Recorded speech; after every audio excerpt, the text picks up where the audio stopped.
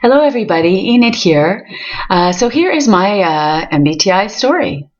It was 1997, and I was in university and wanted some career counseling.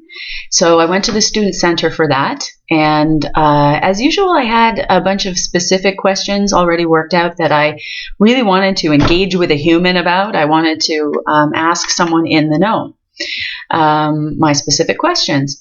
And keep in mind that in these ye olden days, even people my age and older, I'm sure I know it's probably weird for all of us to remember that this was ever the case. But, well, I don't know.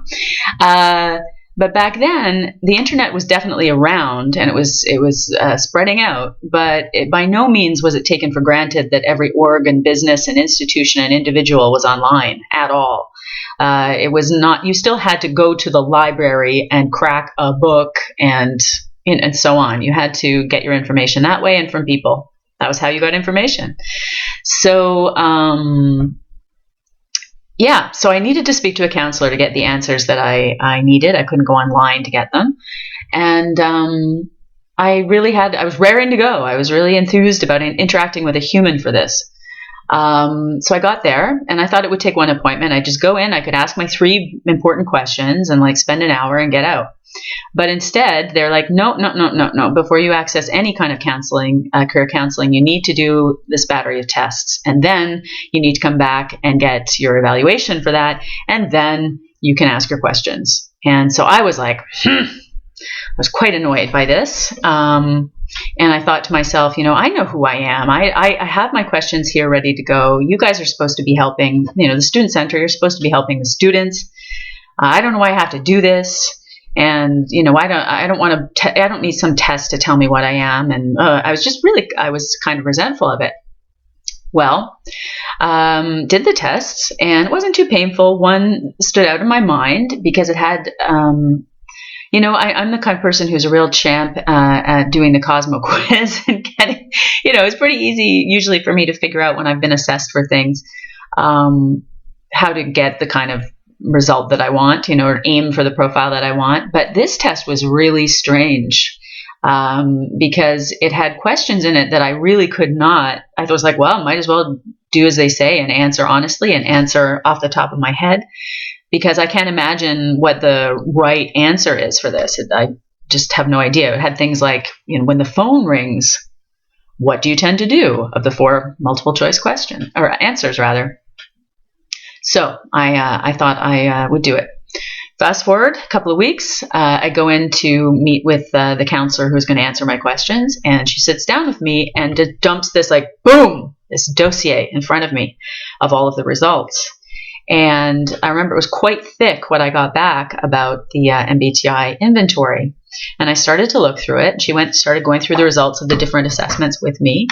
And I was shocked. I was floored because there were things in this profile, ENFP, that I had very clearly tested as. Sorry, they don't like you to use the word test. They try and stay away from that with the MBTI. They don't want to get away from connotations of failing, passing or failing or doing well or doing badly, being evaluated that way. So anyway, but there I go. So the results were such that there were things in there. I think it was the Hirsch and Kumarau, if I'm saying that right, bit about what ENFP is like. And they had, and Kiersey's too, where they had certain lines in there that I was gobsmacked. I'm a world-class navel gazer, and as a dominant extroverted intuitive, you could say, or super intuitive is some term that they use, and as an NF, I'm a very self-conscious person, and the way I experience the world is I'm looking out and scanning at everything all the time and taking in as much as I can, but also making lots of associations and being woo up in my imagination and generating possibilities constantly. And another aspect of the dominant NE for me is that and I think this is I've heard this is true of the other NFs as well, with the self-consciousness we have. But I think it's probably, I'm guessing it's pretty pronounced for ENFP and ENTP, those with the dominant extroverted intuition. we always have this sense, whatever we're doing, if we're at all conscious, we always have this sense that we're not just watching what's going on outside of us, but there's always a part of us that's split off and watching us watching everything. And that's all the time, pretty much. Like that sense doesn't ever leave me. And that was and finding out that I was one of the, not really rare, but one of the fewer people in the world who has to live with that, was just one of the many, many gifts of finding out, being introduced to the MBTI and finding out a lot more about where I fit in the social landscape, about how I think, how to articulate some habits of cognition that I have, and how they are, how to explain why I have certain, general tendencies and behaviors, why I have had more ease or more difficulty in communication with different kinds of people, despite effort level and trying to connect, despite how much me and these other people may have admired each other or not, or had things a lot in common or not. Anyhow, yeah, so I remember there was one line in there. What was it? Oh, yes, the first thing when I opened the file, it said, fiercely independent, repudiates dependence in themselves and others, and hates being put in a box. That was great. That was like one of the first things I read when I opened this dossier, that I had been so annoyed to be kind of strong-armed into taking to get what I wanted, which was advice from a person, an expert. So that was hilarious. And I remember another one too that really floored me was saying ENFP has the tendency to give over to authority figures an ability to see through them, through the ENFP, that is not apt to be there. An ability that is not apt to be there. I mean, that is a hell of a thing to say in a profile. And I am a world-class navel gazer. And, as I said, I'm always thinking in a meta sort of way and about myself and the NF, myself, what is myself, and so on. And even I had never thought to articulate that thing to myself. And it was absolutely true. Not so true anymore, but that was definitely true when I was younger, having that tendency. So anyway, it just blew me away. It blew me away. And I've been obsessed with it ever since. And I've been reading everything that I can about it since, lots of books, websites, and talking to lots and lots of people about it. Some people who know about it, lots of people who don't know about it. I've introduced it to them in just a colloquial way. And I will be certified officially and will be able to legitimately administer the inventory in a couple of months. So I'm really looking forward to that. And I can't say enough about it. I will do another video talking about why I understand and am sympathetic to people who are very critical of the methodology or very critical of how the assessment works.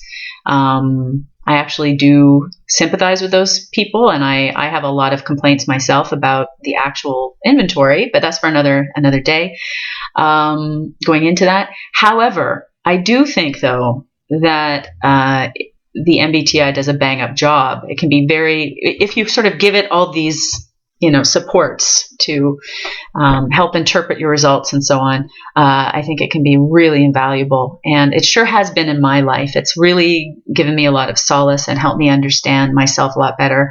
Other people really, really different from myself a lot better.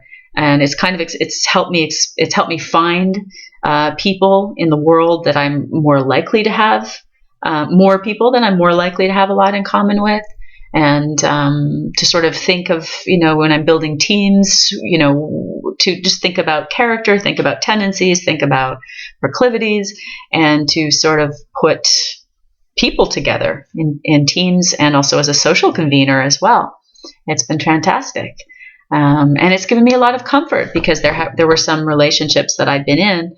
I can think of a couple of family relationships where both parties, me and the other person, worked really, really hard to connect and worked really hard to get along. And we still had a lot of trouble, like the best that we were able to achieve was very, compared to the immense satisfaction I get quite reliably, for example, from my many, many, many other NF and NT friends, and some of the SJs and the SPs as well. So anyway, it's been fantastic, and I really look forward to making some more videos for this channel. I'm going to have 2 streams. There's going to be the small, extremely silly stream, which I've already posted about the positive ID, MBTI positive ID, which is totally ridiculous and is not to be taken seriously, although you may notice a couple of truisms in there now and again, but it's not meant to be that serious. And then there'll be other videos that I'm making. There's going to be one about conflict resolution with ENFP coming up soon, and that are serious. Well, as serious as serious as an ENFP like me can be. Anyway, thank you very much for joining me and listening to my story. I hope you'll come back.